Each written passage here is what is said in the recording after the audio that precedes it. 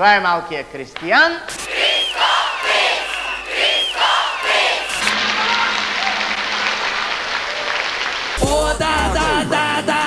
От всички учебни часове в училище най-хубав е часът по... Междучасие. Часът по междучасие.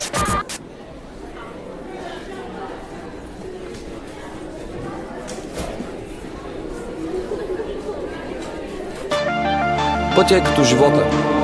Има начало и край. Начинът, по който ще го извървиш, зависи само от теб. Това е нашия живот. Тук растем и се учим да живеем. Това е нашия живот. То ни кара да плачем и да се смеем. Това е нашия живот. Мечтаем, печелим или губим. Това е нашия живот.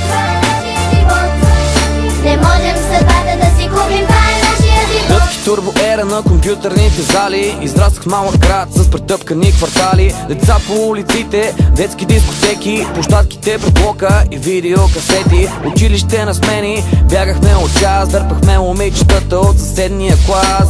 Мислехме, че няма толкова готини като нас. Колата на бащата подавахме и газ. Ледените сокчета, топката във двора, голямо междучасие, бой в коридора.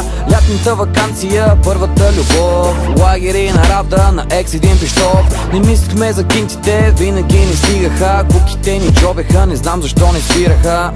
Родителите ни тревога имаха, безгрижните години минаха. Това е нашия живот. Тук растем и се учим да живеем. Това е нашия живот. То ни кара да плачем и да се смеем. Това е нашия живот. Мечтаем, печелим или губим. Това е нашия живот. Не можем съдбата да си купим. Това е нашия живот. Нощите купони и студентския живот, сварката навързано, четворката белот. Бири в неделя, мажехме фили, разхвърляна квартира, правили се бъркоти.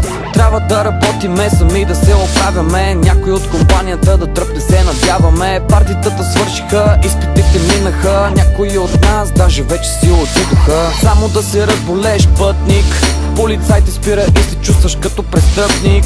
Много мои приятели напуснаха държавата, казват, че са си намерили нормална работа. Въпреки това обичам силно земите ни, не искам в други граници да си прекарам дните ми. Толкова са простички нещата, от малки знаят ги децата. Това е нашия живот.